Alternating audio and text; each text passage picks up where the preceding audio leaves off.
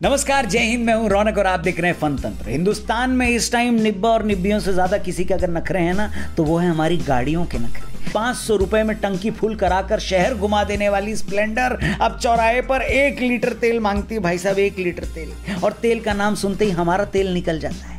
अपनी गर्लफ्रेंड के इतने नखरे नहीं है जितने पेट्रोल और डीजल के दाम के हैं। मतलब कमिटेड लोगों को गर्लफ्रेंड घुमाना गाड़ी घुमाने से ज्यादा सस्ता पड़ने लगा है। 90 तक तो फिर भी ठीक था, ऑल्टो छोड़कर स्कूटी पर आ गए थे, लेकिन अब तो स्कूटी भी चलाना महंगा पड़ रहा है। वहीं सरकार हर दिन एक एक पैसा ऐसे बढ़ाती है जैसे हम अपने पिगी बैंक में रोज एक एक का सिक्का डाला करते थे बोल रहा हूं, है नहीं। विराट कोहली की सेंचुरी 2 साल से नहीं हुई है और पेट्रोल हर दिन कहीं ना कहीं 100 मार के बल्ला तान देता है। एक ने तो भाई ये भी कह दिया कि ओपनिंग में इस बार पेट्रोल को उतार दो, पक्का सेंचुरी लगाएगा।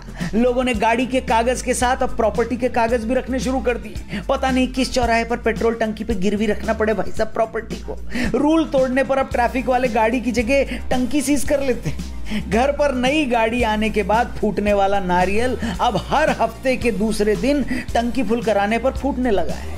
हम उस देश में जी रहे हैं जहां पर 1 प्लेट पनीर की सब्जी जो है ना, वो 1 लीटर पेट्रोल से सस्ती हो चुकी है। 5 साल की सेविंग से पल्सर खरीदने वाला बबलू अब 5 साल की सेविंग और कर रहा है ताकि सड़क पर चलाने जितना तेल खरीद सके। पिंटू ने अपनी अपाचे में आग लगा दी है। उसका कहना है कि रोज दिल जलाने से अच्छा गाड़ी जला डालो यार। और सरकारी बैंक एम्प्लॉइज से ज्यादा एटीट्यूड में तो अब तेल भरने वाले भैया लोग रहने लगे। खुद अपनी ही गाड़ी में 1 दिन का पेट्रोल भराने के लिए, ये ध्यान से सुनिएगा, खुद अपनी ही गाड़ी में 1 दिन का पेट्रोल भराने के लिए टंकी के मालिक उसी पेट्रोल पंप पर दिन का 4 घंटे पार्ट टाइम तेल भराई कर रहे हैं। बाप रे। सरकार का कहना है कि कोरोना की वजह से तेल के दाम बढ़ रहे हैं। सरकार के समर्थकों का कहना है कि इकोनॉमी तो ठप पड़ी है, तो भाई साहब खर्चा कहां से निकले। सही बात है, दुनिया भर की दौलत तो मिडिल क्लास आदमी की जेब में पड़ी है ना भैया। ये जानते हुए कि राहत के नाम पर आश्वासन के अलावा कुछ नहीं मिलने वाला, एक मिडिल क्लास आदमी हर साल बजट का जो भाषण है ना भैया, अरिजीत के गानों के जैसे सुनता है। लेकिन दोनों के खत्म होने के बाद सुनने वाले को रोने के अलावा कोई ऑप्शन नहीं बचता। और ऐसे में हम में सुनने को मिलता है कि ऑप्शन ही क्या है भाई, कैसे सरकार खर्चा उठाए, वैसे ही जैसे अपने एमपीज की सैलरी में उठाते हैं।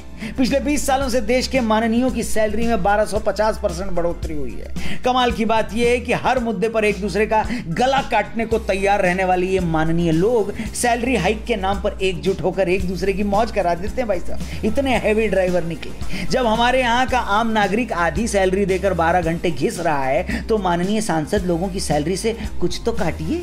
कब तक आम आदमी का ही कटता रहेगा। लेकिन बात सैलरी की नहीं है, सिर्फ उनकी सैलरी काटने से पेट्रोल के दाम को कंट्रोल किया जा सकता है, ऐसा भी नहीं है। लेकिन बात है कि इस बार इकोनॉमी कंट्रोल करने का बोझ सिर्फ आम आदमी की जेब पर काहे को पड़े भैया, जबकि कोरोना की वजह से खुद आम आदमी की ही कमर टूटी है और कमर से नीचे जो होता है वो भी टूटी ही है। ये वो आम आदमी है जो 10 रुपए रिक्शे का बचाने के लिए पैदल मार्च कर लेता है। रिफाइंड और सरसों का तेल लेने के लिए यही आम आदमी खुद को कोल्हू के बैल की तरह नचाता है। ऐसे में कम से कम इकोनॉमी सुधारने की सारी जिम्मेदारियां उसके ही कंधों पर डालना तो ठीक नहीं है ना माई बाप। और दूध के दूल्हे तो भाई साहब हम लोग भी नहीं, कायदे से देखा जाए तो तेल भराने को लेकर हम जितना रोते हैं, उसी बीच शराब का दाम लगातार बढ़ रहा है। लेकिन मजाल है जो लाइनें छोटी हो जाएं, जान से जान तो टकराएगा ही। वैसे शराबी भाइयों पर हमें गर्व भी करना चाहिए, क्योंकि इकोनॉमी को उनके इस बलिदान ने ही तो बचा रखा है। अगर पिएंगे नहीं तो सरकार की इनकम कैसे होगी। कायदे से अर्थव्यवस्था का एक मजबूत स्तंभ है ये लोग। हाँ, ये बात अलग है कि हर 2 घंटे में ये जो स्तंभ है, आई मीन ये जो पिलर है, वो पीकर किसी न किसी नाली या गटर में पड़ा होता है। लेकिन इनका योगदान उससे थोड़े ना कम हो जाएगा है?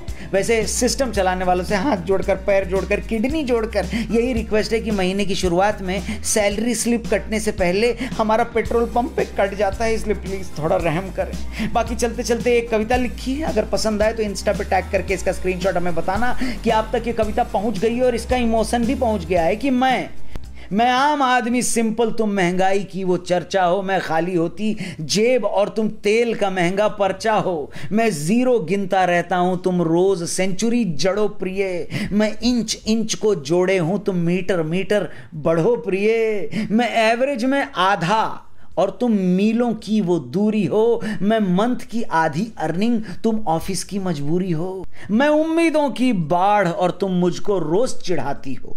मैं पाई पाई जोड़े हूं, तुम दाम को रोज बढ़ाती हो। अरे कुछ भी न तुमसे मांगे हूं, बस इतना सा अब करो प्रिय, ये लो 50 का नोट और गाड़ी की टंकी भरो प्रिय। और आखिरी 2 लाइनें कि हम फिर भी आम आदमी हैं, एडजस्ट तो कर ही लेते हैं।